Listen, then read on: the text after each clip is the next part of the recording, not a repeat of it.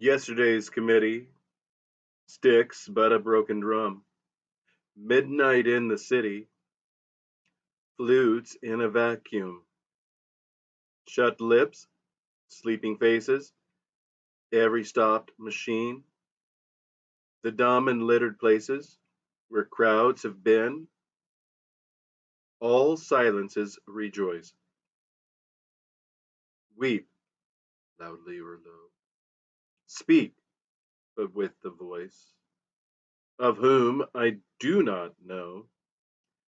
Absence, say of Susan's, absence of Egeria's, arms and respective bosoms, lips and posteriors, slowly form a presence whose, and I ask of what, so absurd in essence that something which is not, nevertheless should populate empty night more solidly than that with which we copulate. Why should it seem so squalidly?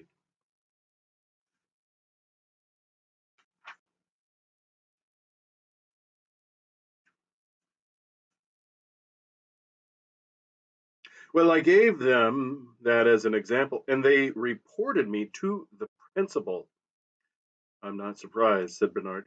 It's flatly against all their sleep teaching. Remember, they've had at least 250,000 warnings against solitude. I know, but I thought I'd like to see what the effect would be. Well, you've seen now. Helmholtz only laughed. I feel, he said after a silence, as though I were just beginning to have something to write about, as though I were beginning to be able to use that power I feel I've got inside me, that extra latent power. Something seems to be coming to me. In spite of all his troubles, he seemed, Bernard thought, profoundly happy. Helmholtz and the savage took to one another at once, so cordially indeed that Bernard felt a sharp pang of jealousy. In all these weeks he had never come to so close an intimacy with the savage as Helmholtz immediately achieved. Watching them, listening to their talk, he found himself sometimes resentfully wishing that he had never brought them together. He was ashamed of his jealousy, and alternately made efforts of will and took soma to keep himself from feeling it.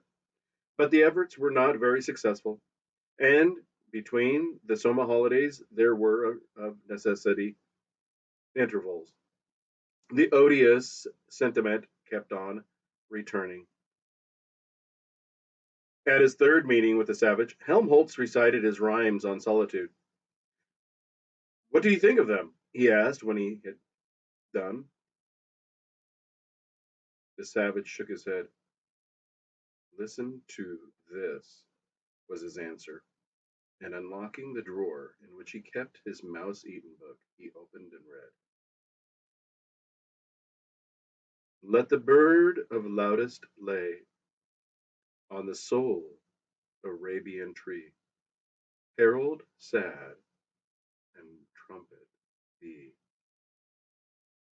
Helmholtz listened with a growing excitement. At sole Arabian tree, he started at thou shrieking harbinger. He smiled with sudden pleasure at every fowl of tyrant wing. The blood rushed up into his cheeks, but at defunctive music he turned pale and trembled with an unprecedented emotion. The savage read on. Property was thus appalled that the self was not the same, single nature's double name. Neither two nor one was called. Reason in itself, confounded, saw division grow together. Orgy, porgy, said Bernard, interrupting the reading with a loud, unpleasant laugh. It's just a solidarity service hymn. He was revenging himself on his two friends for liking one another more than they liked him. In the course of their next 2 or 3 meetings, he frequently repeated this little act of vengeance. It was simple And since both Helmholtz and the Savage were dreadfully paired by the shattering and defilement of a favorite poetic crystal, extremely effective. In the end, Helmholtz threatened to kick him out of the room if he dared to interrupt again. And yet, strangely enough, the next interruption, the most disgraceful of all, came from Helmholtz himself. The Savage was reading Romeo and Juliet aloud, reading for all the time he was seeing himself as Romeo and Lenina as Juliet. With an intense and quivering passion, Helmholtz had listened to the scene of the lovers' first meeting with a puzzled interest. The scene in the orchard had delighted him with its poetry, but the sentiments expressed had made him smile. Getting into such a state about having a girl, it seemed rather ridiculous, but taken detail by verbal detail, what a superb piece of emotional engineering.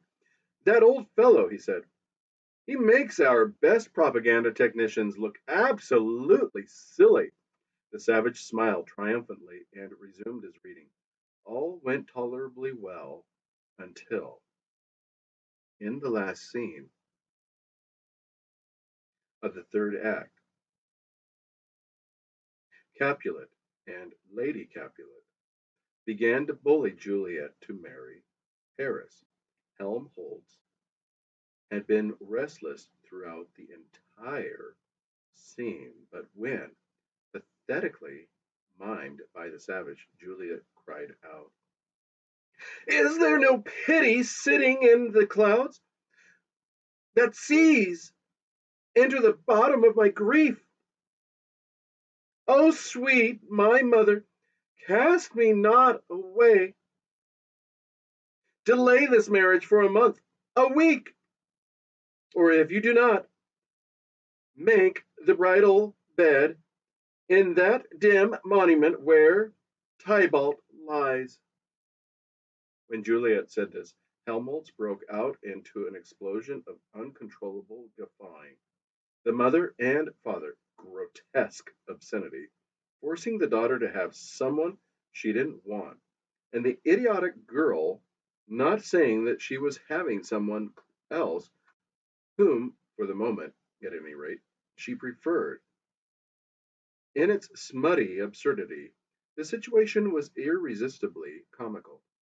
He had managed, with a heroic effort, to hold down the mounting pressure of his hilarity, but "sweet mother," in the Savage's tremulous tone of anguish, and the reference to Tybalt lying dead, but evidently uncremated and wasting his phosphorus on a dim monument, were too much for him.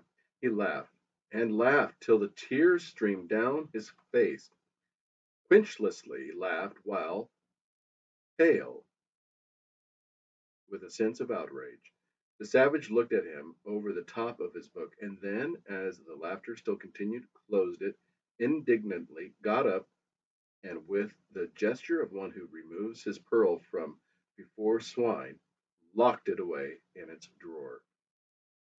"And yet," said Helmholtz, when, having recovered breath enough to apologize, he had mollified the Savage into listening to his explanation, "I know quite well that one needs ridiculous, mad situations like that. One can't write really well about anything else. Why was that old fellow such a marvelous propaganda technician? Because he had so many insane, excruciating things to get excited about. You've got to be hurt and upset. Otherwise, you can't think of the really good, penetrating X ray ish phrases. But fathers and mothers," he shook his head, "you can't expect me to keep a straight face about fathers and mothers. And who's going to get excited about a boy having a girl or not having her?"